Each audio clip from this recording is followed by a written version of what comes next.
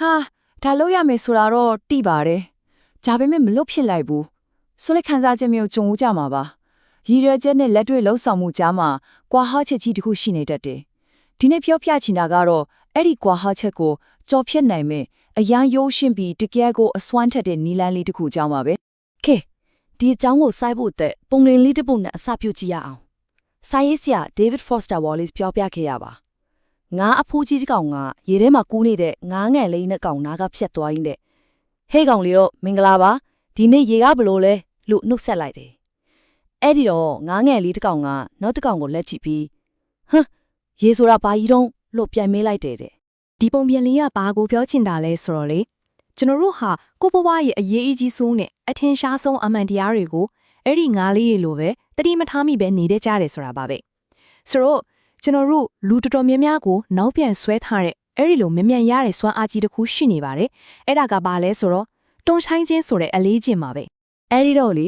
ေဒီတွန်းဆိုင်ခြင်းဆိုတဲ့အကျင့်ကဘယ်လောက်တောင်အမြင့်တွယ်နေတယ်လဲဆိုတာကိုဒီစာအုပ်ကိုရေးခဲ့တဲ့သူရဲ့ကိုယ်ပိုင်ဇက်လက်နဲ့ပဲစကြည့်ကြရအောင်သူကသူ့ဘဝရဲ့အနှိမ့်ဆုံးအချိန်မှာပဲဒီအန်အောစရာကောင်းတဲ့နီလန်းကိုရှာတွေ့ခဲ့တာပါဥပမာမနက်မိုးလင်းလို့နိုးဆက်မြေလာရင်ပိတ်ပြီးပြန်အိတ်လိုက်တာမျိုးပေါ့အဲ့လိုအကျင့်ဆိုတဲ့ကိုဘာလို့ဖြုတ်ရက်ခတ်တာလဲဆိုတော့အကြောင်းရင်းကဒီအလက်အကျင့်တန်တရားကြောင့်ပါအချက်ပြမှုလှုပ်ဆောင်မှုစုလောက်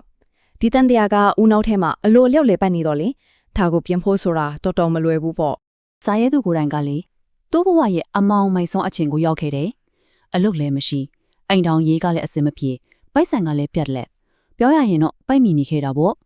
့အချိန်ကြီးကဘလောက်တောင်စိုးတယ်လဲဆိုမနဲ့စောစောထတာလို့မျိုးရိုးရိုးရှင်းရှင်းအပြောင်းလဲလေးတောင်မလုံနိုင်တော့တဲ့အထိစိတ်သက်တည်းကြားနေခဲ့တာပါဒါပေမဲ့လေအရာအားလုံးကအဲ့ဒီလိုပဲဆက်သွားနေခဲ့တာတော့မဟုတ်ဘူးတညမှာတော့သူ့ဘဝတစ်ခုလုံးကိုပြောင်းပြန်လန်ပြင်းနိုင်မဲ့မထဲမထားတဲ့အသွေးတစ်ခုရုတ်တရက်ဆိုသလိုပေါ်လာခဲ့တယ်အဲ့ဒီစီကိုကသူ့စိတ်မှာအမြဲတမ်းရှိနေခဲ့တာမျိုးမဟုတ်ဘူးနော်လုံးဝမထင်မထားတဲ့နေရာကနေရလာတာဘယ်လဲဆိုတော့ TV ဖန်တားပြင်ပရိုဂရမ်နေပါသူ TV ကြည့်နေရဲ့နဲ့ဒုံမြက်လွတ်တင်တဲ့ကြွားတစ်ခုကိုမြင်လိုက်တယ်5 4 3 2ဆိုပြီးနောက်ပြန်ရေးထပ်ပြီးဒုံမြင့်ကြီးကောင်းကင်ထဲကိုထိုးတက်သွားတဲ့မြင်ကွင်းကသူ့ခေါင်းထဲမှာစိတ်ကူးတကူကိုပန်ကျက်ဆိုပြီးဖြစ်သွားစေတယ်။သူတွေးလိုက်တာကဟုတ်ပြီမနှက်ဖြတ်မနှက်အေးရထိုင်းရင်ငါလဲအေးရသေးကနေဒုံမြင့်တစင်းလို့ပဲလွတ်တင်ပေးလိုက်မယ်။ဒီဝေးချင်းလောက်မရောက်တော့ကောင်မြင်းမြန်းဆန်ဆန်ကောက်ထားလိုက်မယ်။ကဲအဲ့ဒီတော့ဒီစီးမင်းကတကယ်တမ်းမှပါလေပြီးတော့ဘာကြောင့်ဒီလောက်တောင်ထီရောက်နေရတာလဲ။သူ့နောက်ွယ်ကရိုးရှင်းတဲ့တိပံအချက်လက်လေးကိုတစ်ချက်ကြည့်လိုက်ကြစို့ဒီစီးမြင်းကလေတကယ်တည်းရိုးရှင်းပါတယ်တကူကူလှုပ်ဖို့စိတ်ကူးပေါ်လာတာနဲ့ချက်ချင်းပဲ9 4 3 2 1ဆိုပြီးနောက်ပြန်ရေးတွက်လိုက်တယ်ပြီးတာနဲ့ဘာမှဆက်မတွဲတော့ပဲကိုလှုပ်ရှားလိုက်ရုံပဲတကယ်ကိုဘသူမဆိုလိုက်လုံနိုင်တဲ့ရိုးရှင်းတဲ့အဆင့်3ဆင့်ပါပဲအော်ပြီဒါကဘာလို့လုပ်ဖြစ်လဲဆိုတော့လေကျွန်တော်တို့9 4 3 2တီးလို့နောက်ပြန်ရေးတွက်လိုက်တဲ့အခါမှာတော့ဒါစက်တင်ချင်းသလေးတစ်ခုလို့ဖြစ်သွားတယ်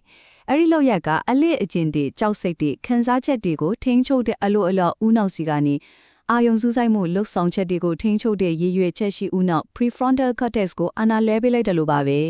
ပြောရရင်ဦးနောက်ကိုဂီယာပြောင်းထည့်လိုက်တာနဲ့အတူတူပဲ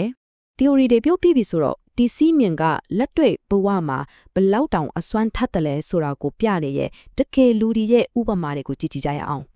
်ဥပမာချာလီကိုပဲကြည့်လေ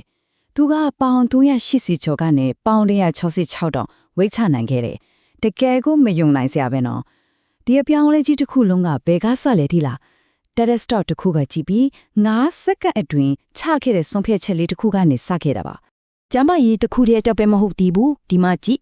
Kid Bike ဆိုတဲ့လူသူကအလုံးငယ်စီးပွားရေးမှာအချင်းဆွဲနေတဲ့ကျင့်ကိုဒီစီးမြင့်နဲ့ကြော်လွှားပြီးတော့လေ18လအတွင်းမှာရုံခွဲ3ခုဖွင့်ပြီးကိုစားလက်90ကျော်တောင်စူးစောင်းနိုင်ခဲ့တဲ့တကယ်ကိုအမခံပါပဲပြီးတော့ဇာဟာရာဆိုတဲ့အမျိုးသမီးရဲ့ဇလန်းလည်းရှိသေးတယ်သူ့မှာကနှစ်ပေါင်းများစွာအမျက်သွဲနေတဲ့လင်းစီးရမှာကိုတေမလောက်ကြောက်တဲ့စိတ်ရှိခဲ့တာ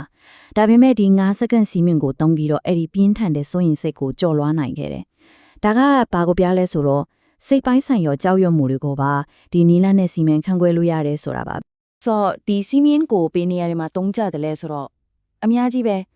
ဲအိမ်လုံးလောက်ဖို့အချိန်ဆွဲနေတာကိုရက်ဖို့အရင်ကြီးတဲ့အစည်းအဝေးတွေမှာထပြီးစကားပြောရဲဖို့ကိုပိုင်လုပ်ငန်းတစ်ခုစဖို့ဆက်ဆံရေးမှာခက်ခဲတဲ့စကားတွေပြောဖို့ဂျင်သွားဖြစ်ဖို့